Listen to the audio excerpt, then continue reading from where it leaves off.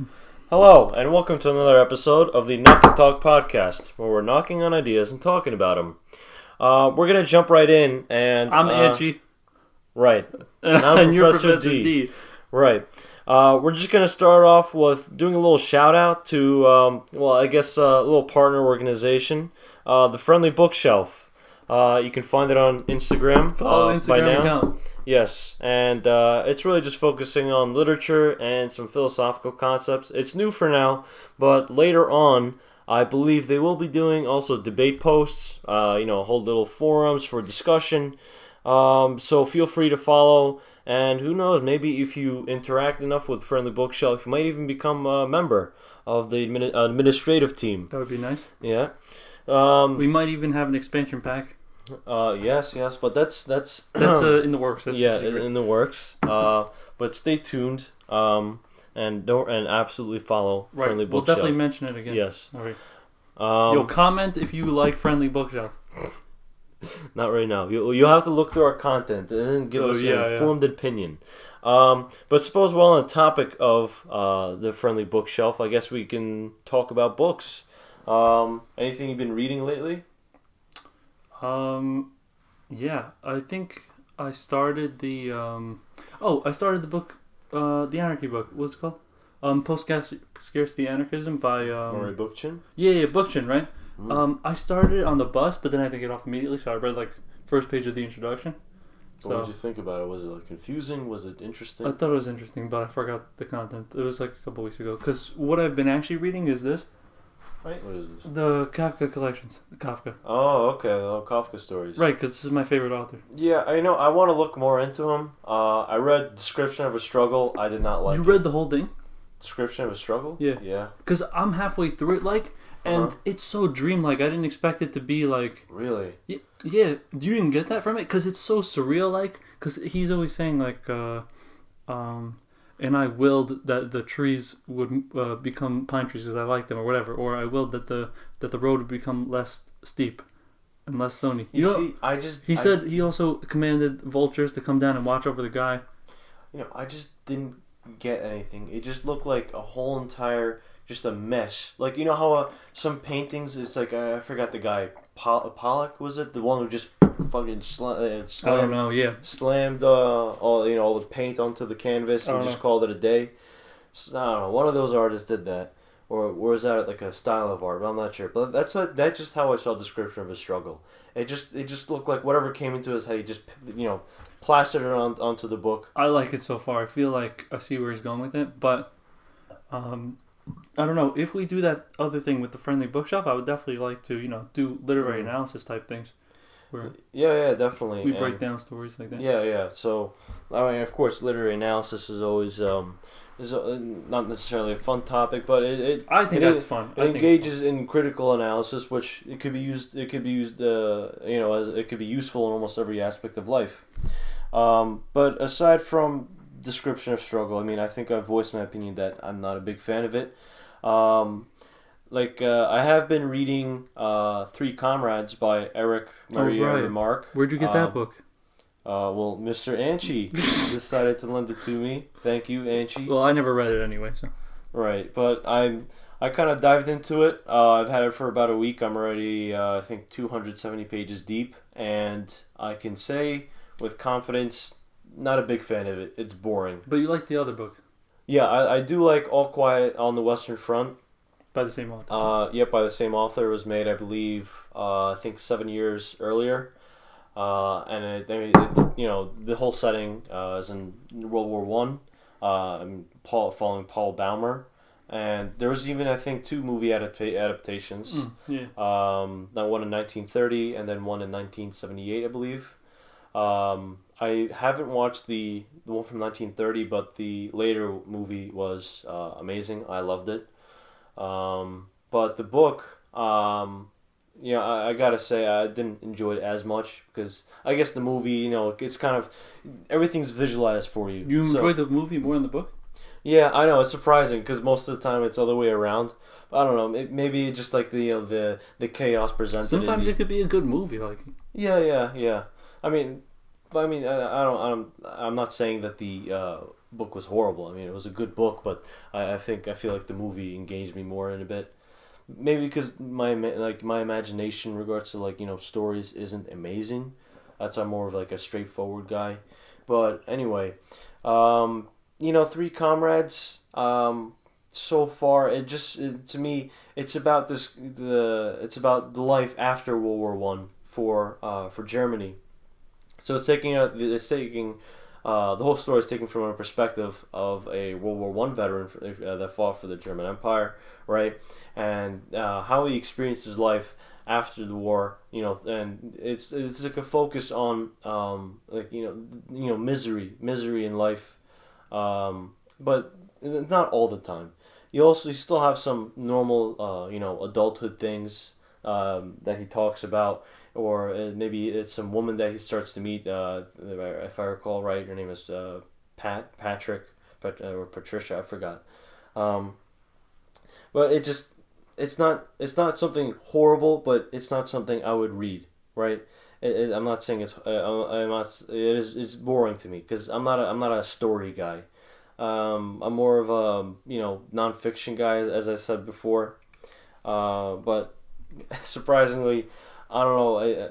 I guess because my phone's been kind of off for the past week, but anytime I'd have a little bit of time, I'll just go towards my book. I don't know.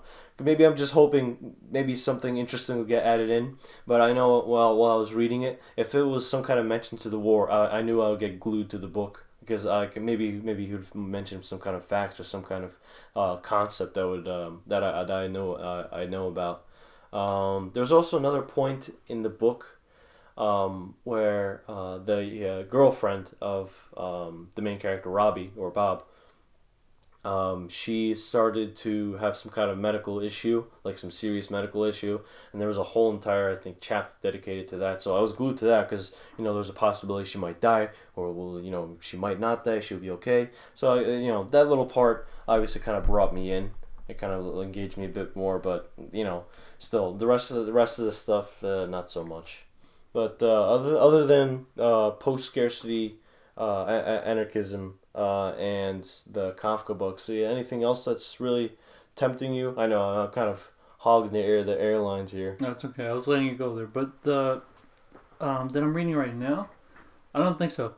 I have all those books up there. Like most of them I haven't read yet on that shelf. Yeah, you have a lot of books here in the studio.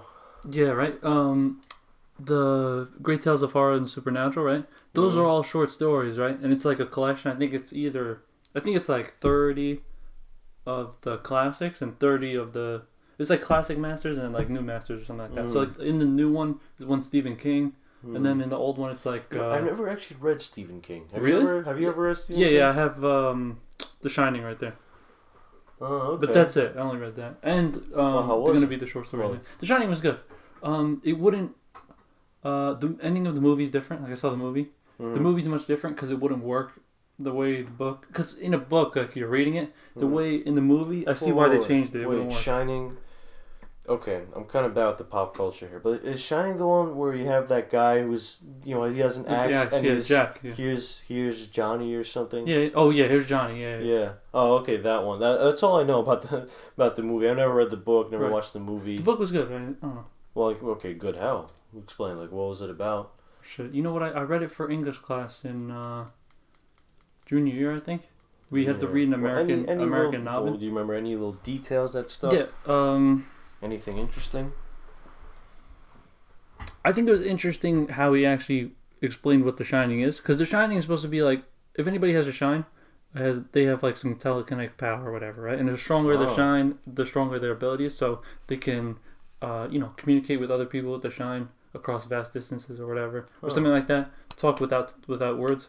Stuff like that, or they could just know things. And stuff. I never thought of like a Stephen King book being like that. I thought it was like a little more simple with some kind of like sometimes I don't know. Some kind of phantom or a monster. I don't know. I just thought that's how they work out. It's a little bit of a simple concept, but the way he ties it into reality, I really liked it. The way it's revealed is that everybody has a shine, so he relates to the real world. Because sometimes he says like, sometimes. Kids just walk into a test or something like that and they come out with a good grade, right? Though they have a little bit of a shine, but they don't know it. And examples like that, I was like, oh wow, that happened to me one time, like whatever, right? Oh, so okay. I really like that part of the book. There was a whole mystery in the book with the little boys. I think his name is Daniel, his best friend.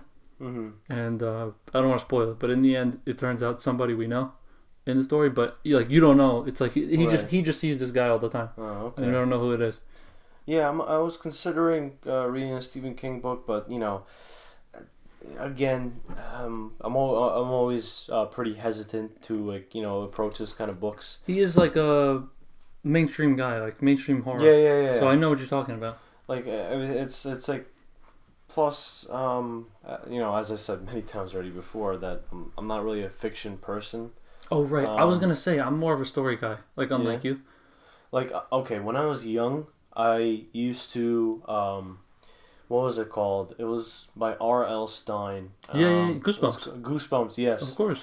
Oh man, I used to read a lot of those. Yeah, me too. I don't know, like I think I have some. I guess when I was young, I guess I was a little more carried towards, a bit more attracted to stories, but it's kind of hard for me to follow them now. I don't know, maybe my attention span got a little shorter, which I think definitely has happened with a lot of people these days when we're constantly in our have phones.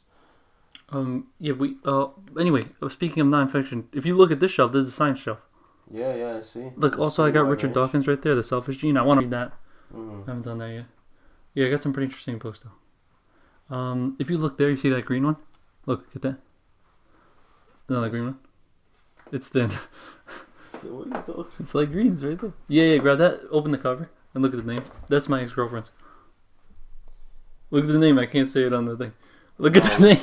The perks of being. I didn't mean the name of the book, being but whatever. a wallflower. Yeah, actually, this was a really good book. It's YA. I've been wanting to get into YA fiction. That's young adult. This one was really good. I read this in 3 days.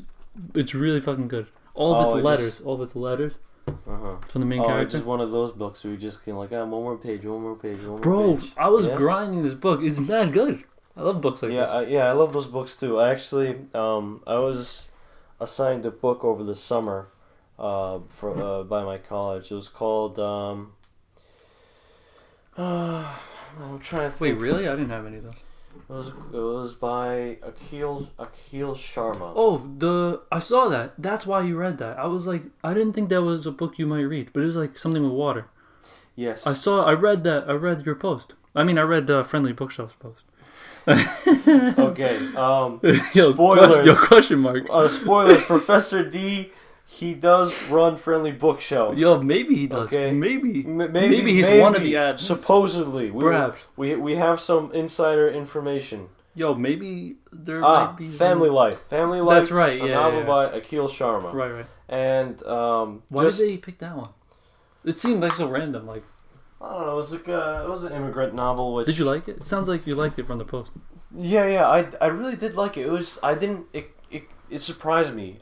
It's not something I would usually read, obviously, but it's just one of those books where I guess just the way the author wrote and the harshness of the story, it's like that kind of book where you just wanted to know the next page, and then you read that page and you just wanted to know the next page, and it just kept going until, like, I read the book I think in one day, and wow. I think little segments. I read a little in the morning. Because I was just bored. I was like, why not just open the book? It's mid-July, but hey, I still got plenty of time. And then I read it in the morning, and then I came back to it later in the afternoon, and in the evening I finished it just like that. Nice. And I was kind of sad that I ended it.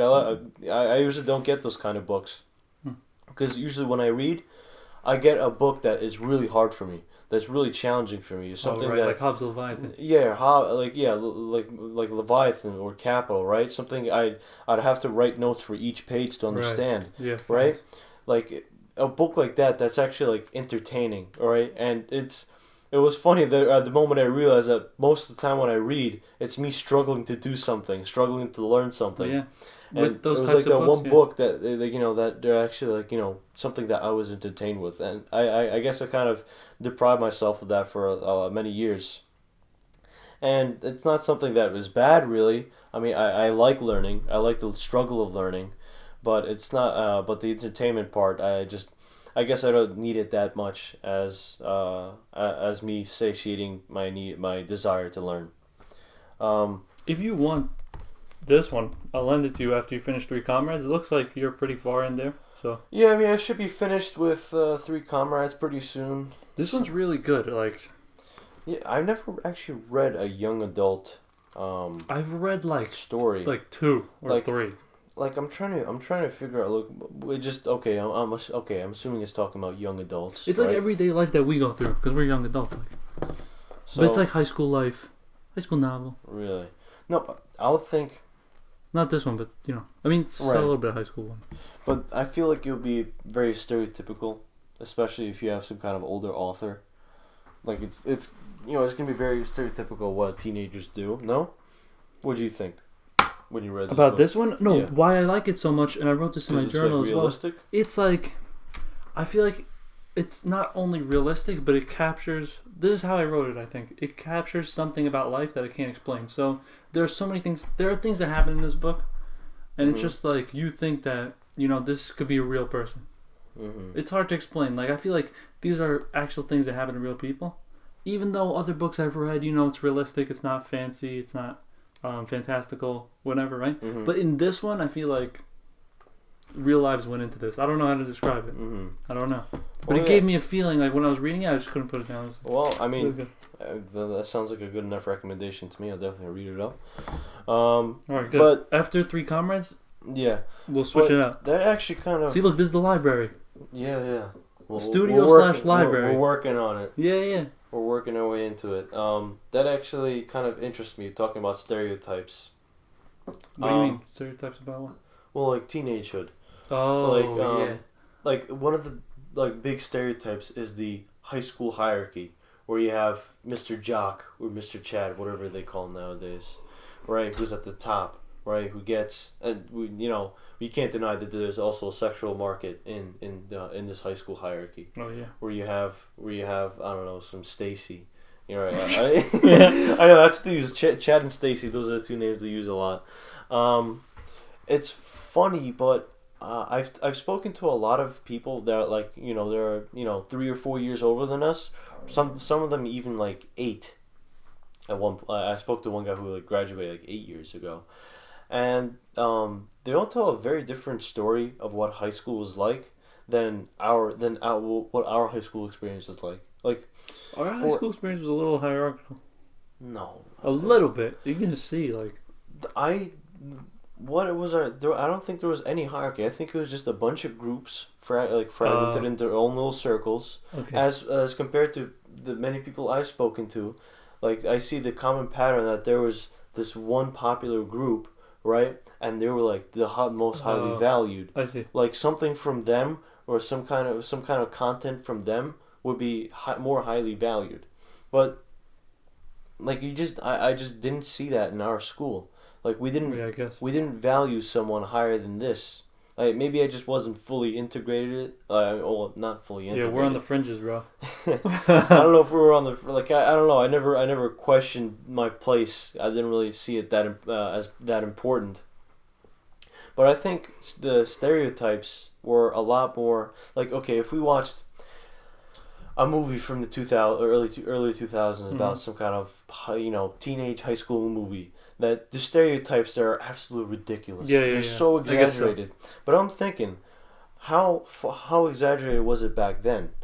Because what I think is that throughout the last, let's say, 2 decades, that we're really like the whole entire high school culture is really starting to change into something a lot more homogenized blankets of people in their own little groups doing their own little things, right? And whereas compared to before, it was a lot more hierarchical. It was a lot like the groups were a lot bigger, and they were always in in competition for some kind of social status.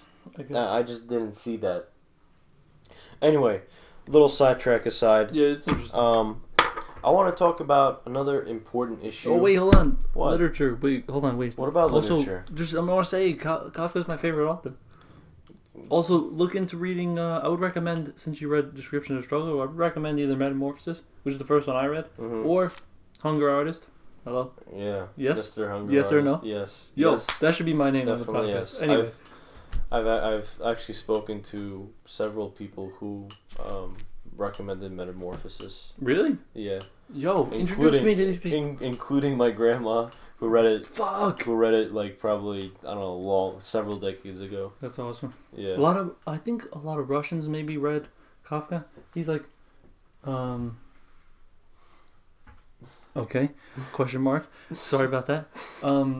Because in high school we had a language teacher. Yes.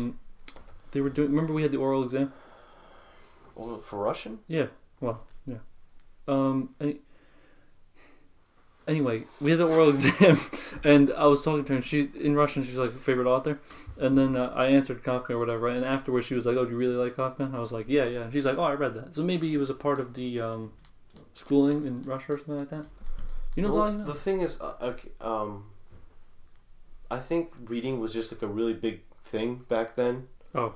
Like, so a lot of these big authors, you know, they're pretty popular among older people, because now reading is seen as something like as a counterculture, right?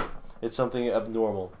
Right? Oh yeah, no, it's not very frequent. Yeah, but I think like more people than we think read. Yeah, no, I think because I'm finding out. I'm asking. Yeah. Plus, I noticed. I don't know if it's just some kind of skewed observations or like biased observations, but I'm starting to see more books on the trains. Yeah. Like I pay attention to people. Right. I see a lot less mindless gaming as I would see several years ago. I think definitely people are taking a turn for the better. I'm trying to be, or maybe just me being optimistic. I'll try to look out for that. See. Yeah, like I don't know. I always like to pay attention to the little details. It's actually funny when you're a regular commuter. I like to pay attention to like really specific details. Like I would look at there's this. Okay, let's just say that there's this person I see. Let's say twice a week or something, or 3 times a week on the train, and I would notice that she dyed her hair on this schedule, right? And wait, really? Yeah, she dyed it That's this awesome. color, and then this other time she dyed it this and like a slightly darker color or something, right? And you would see it because she was like an older woman. So yeah, if you look at the roots of the hairs, yes. right, it's a different color. That's like I wrote in the thing. Yeah. By the way, I write stories. Oh, would you like to talk about it? Then? Like, how often do you write stories? Do you? A little bit. Hold on, wait. First, because that just reminded me of it. What did you think about it again? Because you read that little fragment. No, I mean, I think it was pretty good. I think it was pretty similar to how Who? Eric Maria Remarque wrote. Is that the guy from 3 Comrades? Yeah, maybe just a little vain perception, but it seems similar.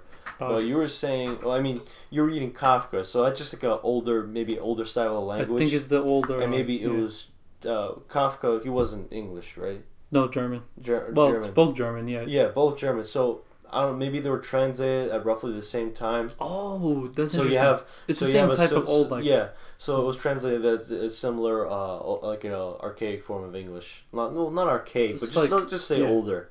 So that's why it might have seemed similar. That's actually really interesting. I didn't even think about that. Both speaking German. Yeah, but actually, it kind of reminded me of something else. That when people read a lot, when they write, they emulate who they read, right? Yes. Yes. Yo, what is that? I don't know. Yeah, where did that noise come from? Yeah, I don't know what that was. Anyway, yeah, they do emulate who they read. Like, okay, I can say with experience that I've read. I don't like to brag. I don't want to seem pretentious, but I've read hard text, like pretty difficult text, right? So something like Leviathan by Hobbes. Did you finish that? What? Did you finish Leviathan? No, not finished, but yeah, more than half done, I think. Yeah, okay. No, it's so hard. Like I know, you tell me. It's like I'm trying to read it, and it's like I'm about to have a stroke. That's why I have to take notes. It's so hard. Like it's 1600s English. I don't know. It's just so much different. Yeah. Especially like even with 1600 English, it's like everything is spelled differently too. Like instead of CK, they say QUE. Like so check, right? Oh, check would really? be with a QUE. Chuck. Yeah. That's how it sounds in my head, but I know it's meant as a check. That's funny. That's crazy. Yeah, but so I've been reading that way. I've been reading something like Capital by Karl Marx, and something that when I remember when I first started reading, that you'd have to read it a lot of times, right? It just looks like all mixed up, right? It's just hard to follow, and that just might be my amateur level of reading, right? But then I start emulating them, and that's even worse for my teachers, right? And they would say that it's just so hard to follow, not necessarily in a bad way, but it would just say it's very elegant, right? And it's not that I wanted to sound, I wanted to use like this bombastic language, right? It just something that comes out of me naturally that I don't even pay attention to. That my style of writing is based on my perception of what language should be, which is based on what I've read, right? It's not this is, and I wouldn't use how I talk to my friends or how I talk to even in a professional setting as a standard of writing. I don't know. For me, it just doesn't feel right. It's what I read. It's what I see. It has already been written that I base what should be how I should write. But aside from that, I kind of wanted to take a little turn away from books and literature and focus on maybe kind of another issue, which I think is a big deal, especially in America, and that's architecture. Specifically, like residential. Very interesting, considering what we were doing like an hour ago. Oh yes, we were discussing the architecture, but we got to see a prime example of American architecture, especially in residential areas. Or anyway, yeah, as you were saying, yes, American architecture. So I feel that we have entered an age of the box, right? Age of the box homes. All right, yeah. All right, because you go around, especially in residential areas. Yes. Like the song, "All the Boxes in a Row." What are you talking about? You know what I'm talking about? I'll look it up. All the boxes. I don't know. Yeah, there's an old song that's about like all the houses. Remember? Oh my God, we learned it in AP US History. Oh, I think it was a poem, not a song. You know what I'm talking about, though? Yeah, like the ticky-tacky something. Yes, something like that. Talking about the cookie cutter homes. Yes, exactly, right. That's right, the cookie cutter, yeah. Well, okay. Is that what you're talking about? That's the history of the suburbs.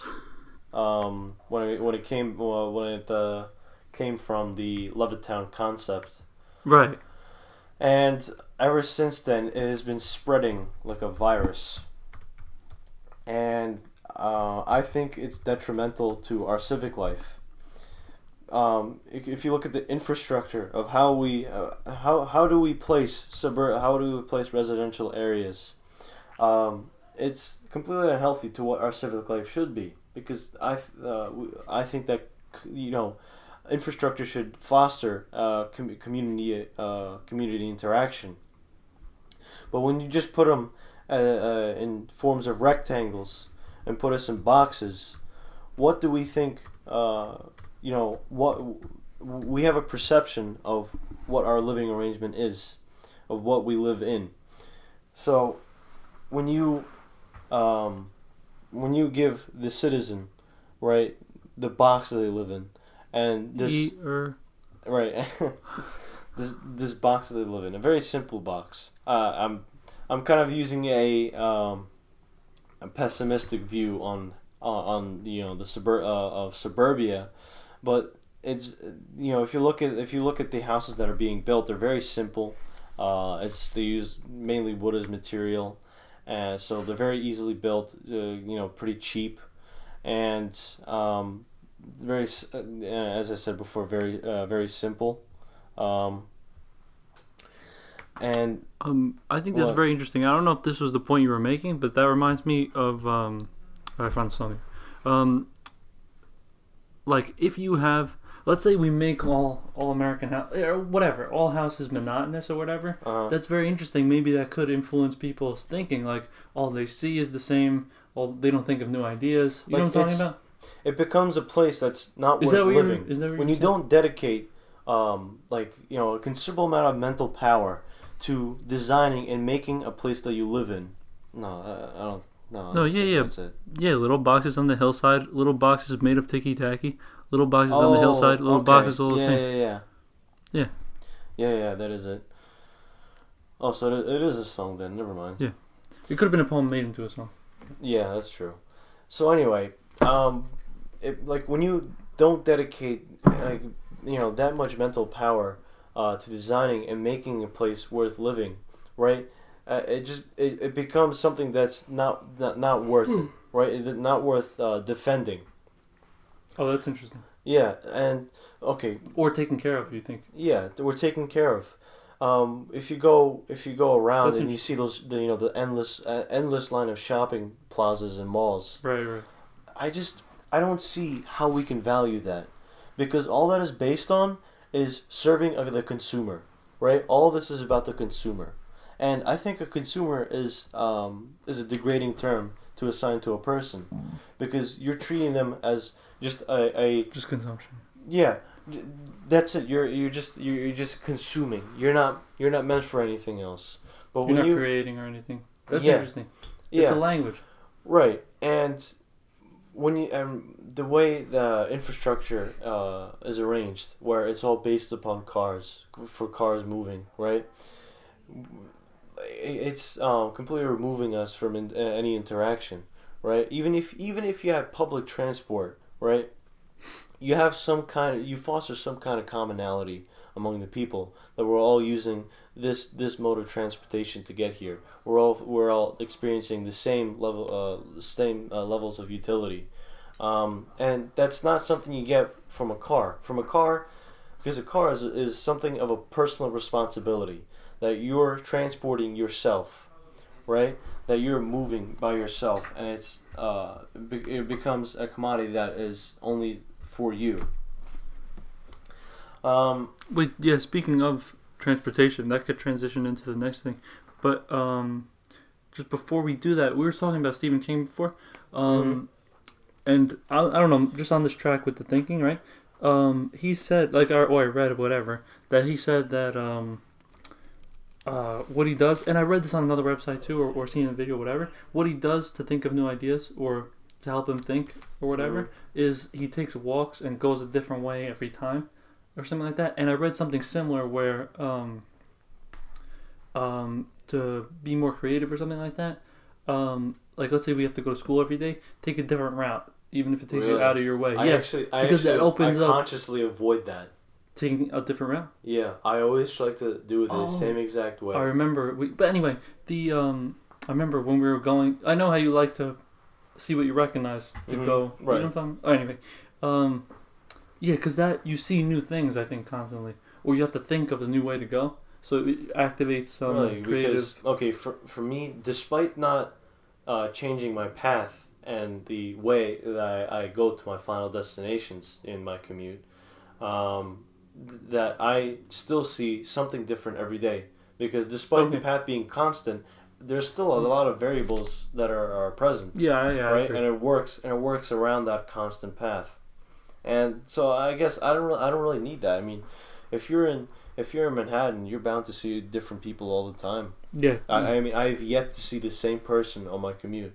Yeah, I only, when you're in Manhattan, it just always. Oh, it's revealed we're in New York. Okay, yeah, we're okay. We might be in New York City. Professor D runs Friendly Bookshelf. So. Yeah, not sure about that. We're not. That's a question mark. We can't confirm that. Yo, yes or no? We're hinting at that. Yes or no? Yes, we are hinting at it. We're not sure though. Yes or no? No confirmations. All right, okay. It's a process. Yeah, it is a process. But talking about transportation, I wanted to dive into something which I think a lot of people don't really pay a lot of attention to. That's trains. I like trains. Can we appreciate how trains are cool, right? I mean, you have this track, right? And you're gonna have no traffic. Okay, maybe we might have a little train traffic, but you can't compare it to car traffic, right? You're not gonna have a whole entire line of trains, and it's a lot more efficient at transporting materials, right? Because you can have a few driving carts that can carry along with them a whole entire mile, a whole entire mile of different cars carrying different things, as compared to it's interesting. a truck that's gonna only carry one cart, right? And each of them is gonna need diesel. They're gonna take up diesel, which I acknowledge that it's more efficient than fuel. But think about how much energy has to be dedicated to powering each different truck just to carry one cart. Plus, you also have to think about air resistance. When a truck travels, it kind of works this way. It pokes a hole into the atmosphere, right? Right, with the nose, Yeah, but the thing is, with a train, you only have one car that's braking it. And then for the next mile, yeah, right. It doesn't need to brake. It doesn't. All the other cars, they don't have the air resistance. It's only the first car, right? Or the later ones get less.